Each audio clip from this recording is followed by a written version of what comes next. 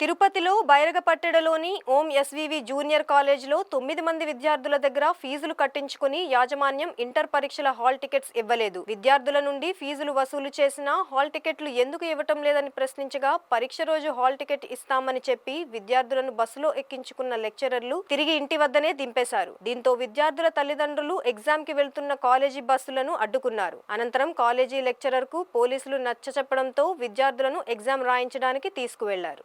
సాయి మోహన్ వాళ్ళ సిస్టర్ని మా తమ్ముడు హాల్ టికెట్ రాలేదండి. ఒక 9 to 13 మెంబర్స్ పిల్లలకి హాల్ టికెట్ రాలేదు. ఈ ఎస్వివి అని కాలేజ్ ఏదైతే ఉందో వాళ్ళు హాల్ టికెట్లు అనేది ఇవ్వలేదండి.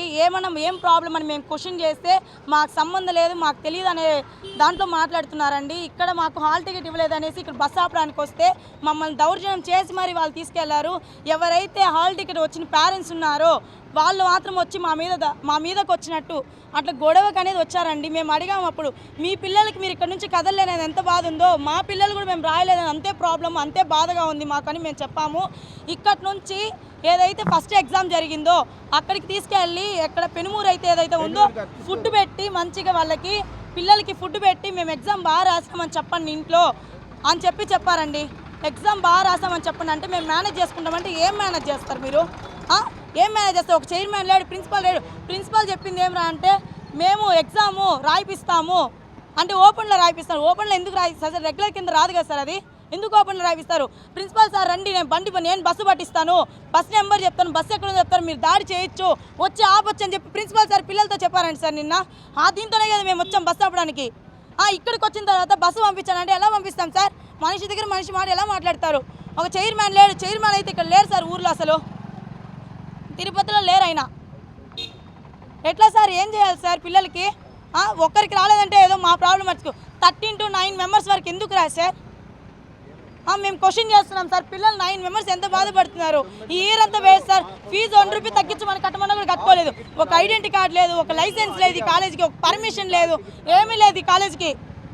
మ్యాపింగ్ ఏందో అక్కడ ఏదో చిత్తూరు సైడ్ అని చెప్తున్నారు మ్యాపింగ్. ఎవరిని సార్ నమ్మాలి మేము? పిల్లలు ఎంత బాధపడుతున్నారు మీరు చూడొచ్చు. అక్కడ రాళ్ళు పెట్టాం బస్సుల కింద, రాళ్ళు కూడా తోసి మా పైకి వచ్చి మరి బస్సు వెళ్ళింది. పిల్లకాయల్ని రమ్మని చెప్పారు సార్.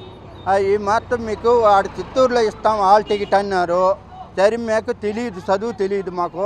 సరే పిల్లకాయని తొడుకొమ్మినారు. ఆడ కూర్చొని పెట్టేసి బస్సులో 9 మందిని మిగతా వాళ్ళని రాయిపించినారు. ఆ నుంచి బస్సులో నుంచి తొడుకొని వచ్చి ఇంటికాడ వదిలారు. మా పిల్లకాయలని అడిగాము. పిల్లకాయలను అడిగితే మాకు వాళ్ళు సమాధానం చెప్పలా. మేము క్వశ్చన్ లేసి అడిగితే ఈ మాత్రం మమ్మల్ని ఆ బస్సులో అన్నం పెట్టి ఈ మాత్రం చెప్పండి, మీ నాయనలు మేనేజ్మెంట్ మేము చేసుకుంటాం, మేము రాసినట్లుగా చెప్పండి అని పిల్లకాయలకి చెప్పించేసి మేము మళ్ళీ వాళ్ళ తల్లిదండ్రులు స్కూల్ మేనేజర్ తల్లిదండ్రులు దగ్గరిపోతే, నాయన మేమేం చేయగలుగుతాం, మాకు చదువు తెలియదు, మాకేమీ తెలియదు, మేము వస్తే కొడుకుని మేము పంపిస్తాము, మేము అర్జెంటుగా వీడికి రావాలి, స్కూల్ కాడ ఏ సమాధానం చెప్తాడో మాకు వచ్చి చెప్పమను, మేము గలాటా చేయము, మేము ఎట్టు బస్సు ఆపేదే. మా 9 మంది పిల్లకాయల జీవితం నాశనం అయిపోయింది ఈ సంవత్సరం. మాకు ఏ విధం పరిష్కారం చేస్తారో చేయమని చెప్పాలి సార్. ఈరోజు 10 మంది విద్యార్థుల పరిస్థితి, వారి యొక్క బతుకు రోడ్డు మీద పడాల్సిన పరిస్థితి వచ్చింది. ఏమరా అంటే పెనుమూరులో ఉన్నటువంటి ఒక కాలేజీని తీసుకొని వచ్చి దాన్ని ఇక్కడ బిల్డింగ్, తిరుపతి బైరాపట్టిలో బిల్డింగ్ పెట్టి ఇక్కడ పిల్లల్ని 100ల సంఖ్యలో అడ్మిషన్ తీసుకోవడం జరిగింది. పేరెంట్స్ అందరూ కూడా కొంచెం ఫీజు తక్కువ అవడంతో, అందులో ఆర్ట్స్ గ్రూప్ అవడంతో అందరూ చాలామంది ఇక్కడ చేర్పించారు.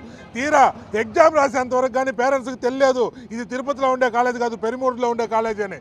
అక్కడ బిల్డింగ్ని, అక్కడ అడ్రస్ని తీసుకొని ఇక్కడ పెట్టి అడ్మిషన్స్ తీసుకొని కొంతమంది నిర్లక్ష్యం కారణంగా 10 మంది విద్యార్థులు ఈరోజు ఎగ్జామ్ రాయలేకుండా పోయారు. వాళ్ళు మొదటి ఎగ్జామ్ కూడా వాళ్ళని తీసుకెళ్ళి చిత్తూరులో భోజనాలు పెట్టించి ఇంట్లో పేరెంట్స్కి మీరు ఎగ్జామ్ రాసినారని చెప్పండి, డైలీ ఇదే విధంగా రండి, మిమ్మల్ని మేము పాస్ చేస్తామని చెప్పారు. ఏ విధంగా పాస్ చేస్తారు? ఎట్లా పాస్ చేస్తారు? ఏంటి ఇది? ఎడ్యుకేషన్ అంటే అంత చీప్ అయిపోయిందా? అంత ఘోరంగా నడుస్తుందా విద్యా విధానం ఇక్కడ? ఈరోజు పిల్లల పరిస్థితి వీళ్ళు ఒక్కరిదే కాదు, ఎన్నో రాష్ట్రం మొత్తం మీద ఎన్నో కాలేజీలు పల్లెల్లోనూ ఎక్కడో అనుమతులు తీసుకోవడం, వచ్చి టౌన్లలో పెట్టడం, అడ్మిషన్లు తీసుకోవడం, పిల్లల్ని ఈ విధంగా బస్సులో పేరెంట్స్ కూడా తెలియకుండా సెంటర్ అక్కడ పడిందని పాపం అమాయకమైనటువంటి ప్రజలు, కూలీనాలు చేసుకునే వాళ్ళు ఏదో కష్టపడి పనిచేసే యొక్క పిల్లల యొక్క భవిష్యత్తుని ఈ విధంగా ఆటలాడుకోవడం, ఏమాత్రం పర్యవేక్షణ లేకుండా డిఓ గారు కావచ్చు, ఎడ్యుకేషన్ మినిస్టర్లు ఎవరైతే ఉన్నారో వీళ్ళు కాలేజీలు ఎలా ఉన్నాయి, ఏ విధంగా రన్ అవుతున్నాయని పర్యవేక్షణ లేకుండా చేస్తే ఈరోజు ఇక్కడ రోడ్ల మీద పడినటువంటి పిల్లల పరిస్థితి ఇంకా రాబోయే రోజుల్లో కూడా ఆ విధంగా పిల్లల యొక్క భవిష్యత్తు అంధకారం కాకుండా చూడాలని నేను ప్రాధాన్యపడుతున్నా.